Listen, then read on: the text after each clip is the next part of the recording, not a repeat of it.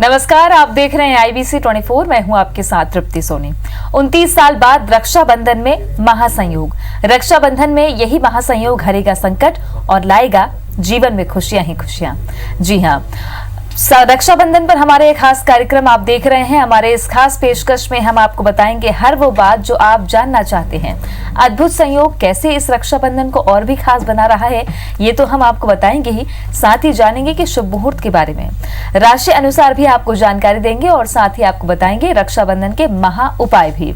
तो आइए शुरू करते हैं आज का ये विशेष कार्यक्रम।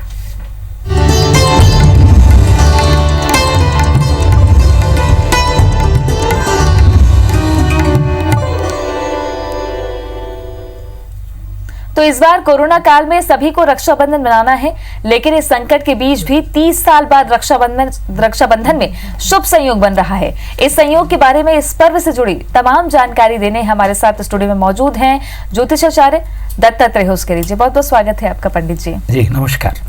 रक्षाबंधन का पर्व बेसब्री से इंतजार किया जाता है, इस बार कितना खास ये पर्व?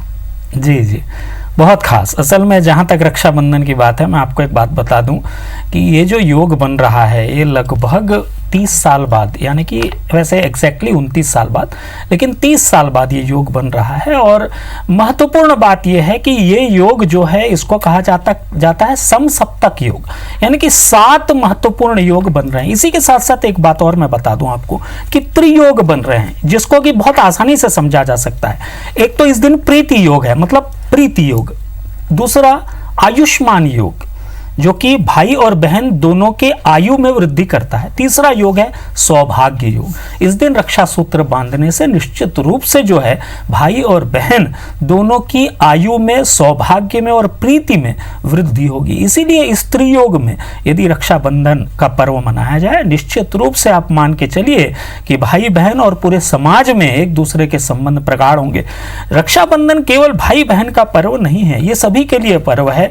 माता पिता को भी रक्षा सूत्र बांधे जा सकते हैं, गुरुदेव को भी रक्षा सूत्र बांधे जा सकते हैं, अन्य मित्र को भी रक्षा सूत्र बांधे जा सकते हैं। इसलिए रक्षा सूत्र को सीमित न रखते हुए इसे आगे बढ़ाया जाए और निश्चित रूप से इस योग में, इस त्रियोग में यदि रक्षाबंधन मनाया जाएगा तो सभी को महती लाभ होने की संभावना है। पंडित जी, जैसा कि हमने देखा भी कि 29 साल बाद ऐसा महासंयोग बन रहा है, जी कैसे संकट हरेगा सारे, क्योंकि सावन का आखिरी सोमवार भी पड़ रहा है रक्षाबंधन के दिन।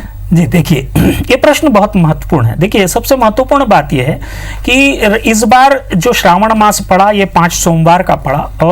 और भी महत्वपूर्ण बात यह हो जाती है कि श्रावण मास जो कि श्रवण नक्षत्र से प्रारंभ हुआ और श्रवण नक्षत्र पे ही समाप्त हो रहा है। श्रवण नक्षत्र मैं इसीलिए कह रहा हूं क्योंकि श्रवण नक्षत्र का स्वामी चंद्रमा होता है और चंद्रमा का संबंध चंद्रमा मनसो जातश्चक्षुः सूर्यो अजायत, ऐसा कहा गया। यानी चंद्रमा जो है प्रीति का कारण बन रहा है और प्रीति योग भी है इस दिन। तो निश्चित रूप से आप मान के चलिए कि रक्षाबंधन में जो भी क्रियाएं की जाएंगी, जो भी पूजन किया जाएगा, जो भी विशेष पद्धति के साथ रक्षा सूत्र बांधे जाएंगे, राशि के अनुसार रक्षा सूत्र बांधे जाएंगे, आपको विशेष ईश्वर की कृपा प्राप्त होगी। और ये कृपा बहुत अहम होने वाली है, इसलिए क्योंकि ये जो शुभ मुहूर्त है वो अरसे बाद आ रहा है। पंडित जी, राखी बांधने के लिए शुभ मुहूर्त का इंतजार लोग करते हैं, इस बार शुभ मुहूर्त के बारे में क्या विशेष है? जी बिल्कुल, मैं आपको बता देता हूं। सुबह जो है 9:28 तक हालांकि भद्रा है, लेकिन एक बात मैं आपको बता दूं, भद्रा पाताल लोक की है, इसका कोई प्रभाव नहीं है, इसलिए भयभीत ना हो। यदि कोई अर्जेंसी हो तो सवेरे के समय भी राखी बांधी जा सकती है, लेकिन विशेष रूप से मेरा निवेदन रहेगा कि 9:28 से रात्रि 9:14 तक अनुष्ठान का समय है और अभिजीत मुहूर्त पे राखी बांधी जा सकती है। अभिजीत मुहूर्त जो है वो 11:36 से 12:24 तक रहने वाला है। उसके पश्चात उपरांत दोपहर में एक मुहूर्त है, वो मुहूर्त है 1:46 से 4:26 तक का वृश्चिक लग्न का मुहूर्त है। और प्रदोष काल का मुहूर्त है 7:06 से सायंकाल 9:14 तक। ये तीनों मुहूर्तों को विशेष रूप से ध्यान रखें और इस समय में यदि रक्षा सूत्र बांधे जाएंगे, विशेष रूप से मैं आपको बात बता दूं, सबसे अच्छा मुहूर्त अभिजीत अभिजित मुहूर्त का मुहूर्त है 11:36 से 12:24 तक। यदि इसमें रक्षा सूत्र बांधे जाएंगे तो अवश्य लाभ मिलेगा। और राखी कैसे बांधी जानी चाहिए, कौन से मंत्र पढ़नी चाहिए, ये भी आपको बताएंगे। लेकिन एक दर्शक हमारे साथ में जुड़ गए हैं जी, रायपुर से एक दर्शक है। स्वागत है आपका। अपनी जन्म तिथि और जन्म का समय बताइए ललित जी। 97 जी, अपनी जन्म तिथि बताइएगा। 8 मई 1997। और जन्म का समय? जन्म का समय 8:20 रात के। क्या जानना चाहते हैं आप? जी मैडम, मैंने एक सरकारी एग्जाम दिया था, उसमें मेरा पास हो गया हूँ, लेकिन वहाँ से कुछ जवाब नहीं आ पा रहा। वेटिंग में मुझे रखा गया है। जी, तो इसका समाधान जानना चाहता हूँ। जी जी बिल्कुल। देखिए, मैं आपकी कुंडली देख पा रहा हूँ। इस कुंडली के हिसाब से रोहिणी नक्षत्र है आपका और वृषभ राशि है। और नौकरी के बारे में आपने कहा है, मंगल आपका सिंह राशि में दशम भाव में विराजमान है। अभी जो दशा चल रही है राहु में, केतु की दशा है नवंबर तक। देखिए, एक बात मैं आपको बता दूं, जो भी चीज होगी उसकी संभावनाएं बहुत ज्यादा हैं कि ये अक्टूबर नवंबर में हो, यानी कि आपको नौकरी से कॉल आने की संभावना अक्टूबर नवंबर में बनती है। और शनि और केतु की युति बन रही है। मेरा निवेदन आपसे ये रहेगा कि प्रत्येक शनिवार को आप काली जी के दर्शन करें, काली माता के दर्शन करें और उनको लाल पुष्प और नारियल चढ़ाएं। श्रावण सोमवार को आपको विशेष रूप से, इन्हें रक्षाबंधन के दिन आपको विशेष रूप से क्या करना चाहिए, खीर बनाना चाहिए। थोड़ा सा चावल और दूध का खीर बनाकर इससे जो है शिव जी का अभिषेक कीजिए। ठंडे खीर से, थोड़ा उसको ठंडा कर लीजिएगा। ठंडे खीर से शिव जी का अभिषेक कीजिए। अभिषेक करने के बाद जल से भी अभिषेक कीजिए, थोड़ा सा चंदन लगा दीजिए और कोशिश कीजिए कि 2-3 सोमवार इस क्रिया को करके देखिए। निश्चित रूप से मुझे ऐसा लगता है कि आपको नौकरी मिलने की प्रबल संभावनाएं हैं। और जब भी हम पंडित जी से चर्चा करते हैं तो दर्शक अपना भविष्य और खास तौर पे जो उनके लिए अच्छा हो सकता है ये जानने की कोशिश करते हैं। कॉलर लगातार जुड़ते जा रहे हैं पंडित जी हमारे साथ में। जी, बिल्कुल। एक दर्शक ग्वालियर से मयंक हमारे साथ में है। स्वागत है आपका। अपनी जन्म तिथि बताइए। हाँ जी, प्रणाम गुरु जी। मेरी जन्म तिथि है 13 अगस्त 1990। शाम के 4:45 समय है जन्म समय और जन्म स्थान है ग्वालियर मध्य प्रदेश। ठीक, जन्म समय क्या बताया? जन्म का समय एक बार दोहरा देंगे। समय शाम के 4:45 4:45। ठीक, क्या जानना चाहते हैं आप? जन्म तिथि है 13/8/1990। 13/8/1990। 90। जी, क्या जानना चाहते हैं आप? जी पंडित जी, विवाह में बहुत विलम्ब हो रहा है, बहुत अड़चने आ रही हैं, शादी नहीं हो पा रही है। और दूसरा, मैं खेती से जुड़ा व्यवसाय, शेयर का काम करना चाहता हूं, तो ये करियर मेरे लिए कैसा रहेगा? खेती का मेन समस्या शादी की आ रही है। शादी के बारे में चर्चा करते हैं। भरणी नक्षत्र की कुंडली है और मेष राशि है आपकी, जैसा कि मैं देख पा रहा हूं। और आपने सबसे पहले पूछा शादी के बारे में। देखिए, मैं आपकी कुंडली में देख पा रहा हूं, सप्तम भाव का स्वामी जो है बुध हो जाता है और वो सूर्य प्रधान सिंह राशि में जाकर बैठा हुआ है। मैं ये मान के चलता हूं कि इस साल नवंबर दिसंबर ये 2 महीने आते हैं जिसमें आपके विवाह की प्रबल संभावना है। दूसरा, या तो ये चूके तो अगले साल अप्रैल, मई या जून, ये 3 महीने में आपके विवाह होने की संभावनाएं प्रबल हैं। आपको करना क्या चाहिए? देखिए, मेरा निवेदन आपसे ये रहेगा, क्योंकि आपके 4 ग्रह जो हैं वो अष्टम भाव में जाकर बैठ गए, थोड़ा सा उसके कारण आपको दिक्कत आ रही है। सबसे पहले तो प्रतिदिन जो है सूर्य को जल देना प्रारंभ कर दीजिए। प्रतिदिन प्रातःकाल सूर्य को जल दीजिए कुमकुम मिलाकर। दूसरा, आपको क्रिया करनी चाहिए कि लक्ष्मी नारायण भगवान के दर्शन प्रत्येक गुरुवार को करना चाहिए जाकर मंदिर में, और पीले फल चढ़ाना चाहिए। मेरा एक और निवेदन आपसे यह रहेगा कि आप जो है एक पुखराज रत्न जो है वो धारण कर लें। टोपाज भी धारण कर सकते हैं, पुखराज भी, लगभग 6 से 8 रत्ती का तर्जनी उंगली में गुरुवार के दिन धारण करके देखिए और उपाय कीजिए, लाभ मिलेगा। बिल्कुल। पंडित जी, एक और दर्शक हमारे साथ है, भोला जी जुड़ गए हैं रायपुर से। स्वागत है आपका। अपनी जन्म तिथि बताइएगा सबसे पहले। मेरा 1/5/74 का जन्म है जी। और जन्म का समय? सुबह 5 बजे। ठीक। और क्या जानना चाहते हैं आप? मेरा स्वास्थ्य गड़बड़ाता है थोड़ा हड़बड़ मतलब ऐसा लगता है कि कभी भी मर जाऊं, ऐसा लगता है अपने आप में। पंडित जी जी स्वास्थ्य। देखिए, आपकी कुंडली में देख पा रहा हूँ मघा नक्षत्र की कुंडली है और सिंह राशि है। देखिए, एक तो सबसे महत्वपूर्ण बात यह है कि नकारात्मक विचार मत रखिए, सकारात्मक हो जाइए, क्योंकि जीवन में हम सभी जीने के लिए आए हैं, है ना। तो सबसे महत्वपूर्ण तथ्य तो यही है कि आप जीवन में कुछ ना कुछ कर्म कीजिए, अपने काम में ध्यान दीजिए, आसपास की खुशियों को शेयर कीजिए। ये सब करेंगे तो निश्चित रूप से लाभ होगा। मैं आपकी कुंडली देख पा रहा हूँ, कुंडली में सूर्य जो है उच्च का होकर लग्नस्थ है, वो भी बुध के साथ। तो मेरा निवेदन तो सबसे पहले यह रहेगा कि सूर्य की आराधना कीजिए। प्रतिदिन जो है सूर्य को प्रातःकाल जल दीजिए, थोड़ा सा सूर्य को नमस्कार कीजिए, सूर्य को प्रणाम कीजिए। कोई भी कार्य के लिए घर से बाहर निकले तो सूर्य को प्रणाम करके निकलिए। दूसरी चीज, मेरा निवेदन आपसे यह रहेगा कि आप जो है हनुमान चालीसा का पाठ प्रतिदिन 3 बार कीजिए, सुबह दोपहर शाम, या एक साथ 3 बार आप हनुमान चालीसा का पाठ करना प्रारंभ कीजिए। ये 2 क्रियाओं को करके देखिए और साथ ही साथ तिल के तेल का एक दीपक प्रतिदिन सायंकाल अपने घर के द्वार पे जलाइए।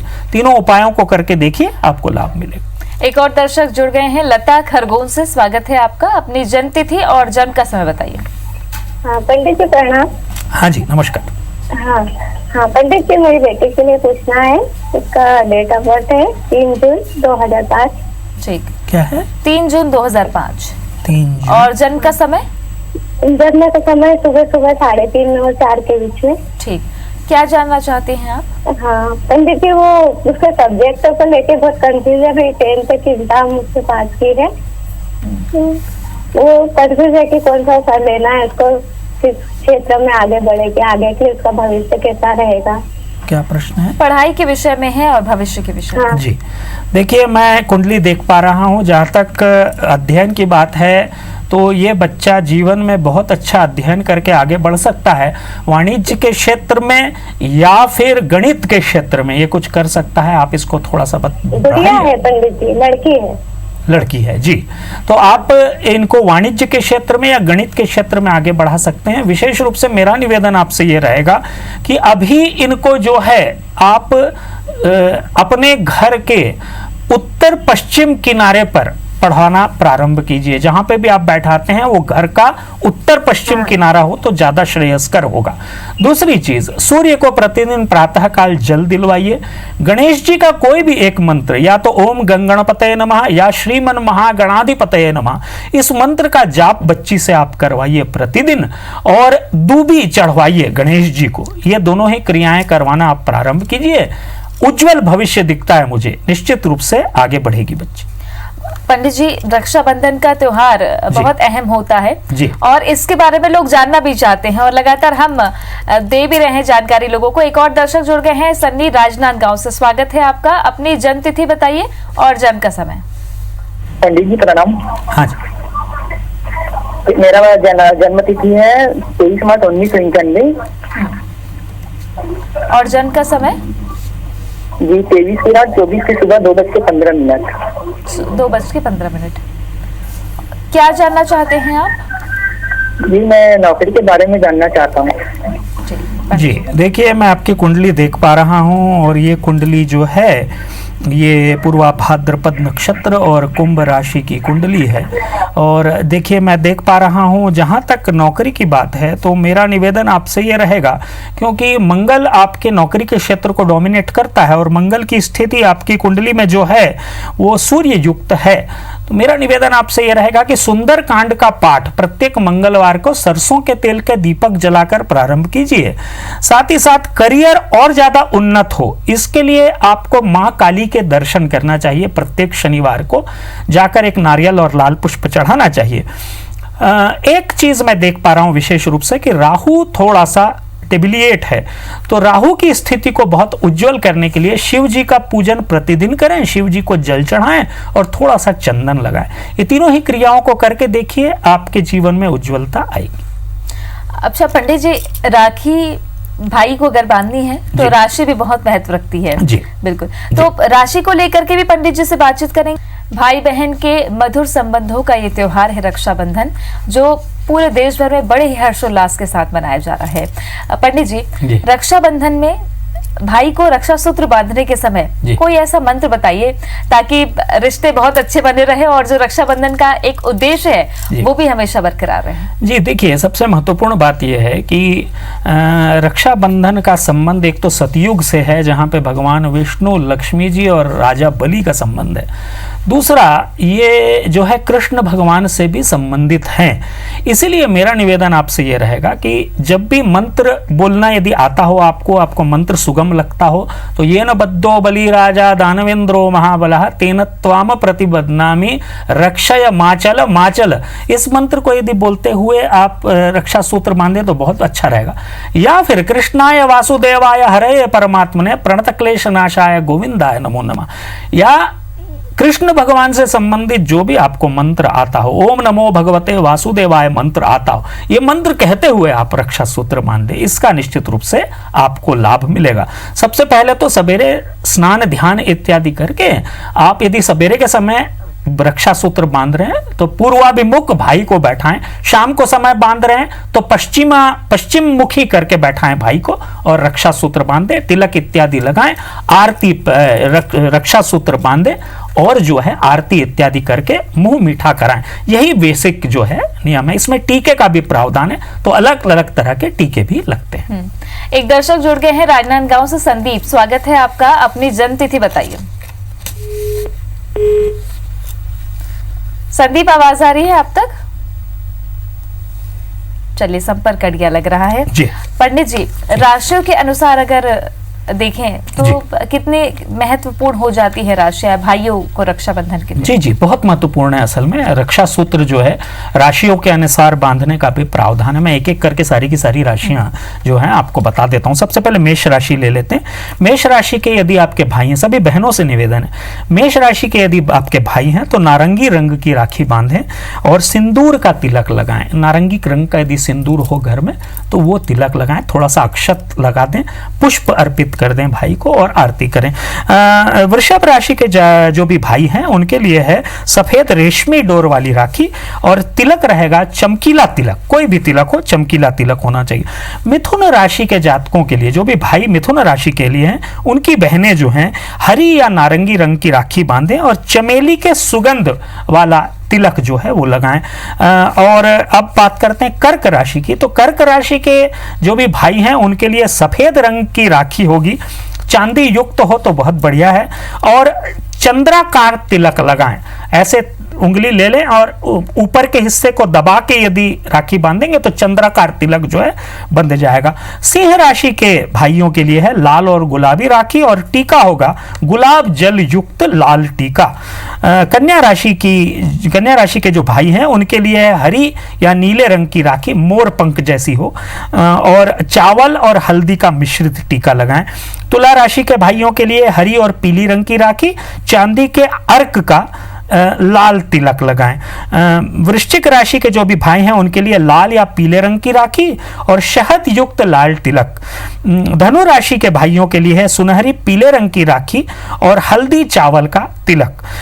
मकर राशि के जातकों के लिए, जो भी भाई हैं मकर राशि के, उनके लिए है नीले रंग की राखी और रोली का तिलक। कुंभ राशि के जो भी भाई हैं उनके लिए हरी नीली मोर पंख युक्त राखी और घी चावल का तिलक। मीन राशि के जो भी भाई हैं उनके लिए पीली राखी और चंदन कुमकुम का तिलक। ये सभी जो है राशियों के हिसाब से बहनों से निवेदन है कि इस बात का ध्यान रखें और इस ढंग की राखी पहनाएं। तो इस रंग की और इस ढंग की राखियां आप तैयार रखिएगा और रक्षाबंधन का त्योहार बहुत ही हर्षोल्लास के साथ पूरे देश में मनाया जाता है। बहुत अहम जानकारी आपने पंडित जी दी, शुक्रिया आपका। नमस्कार। इसी के साथ खास पेशकश में इतना ही। मुझे और पंडित जी को दीजिए इजाजत। नमस्कार।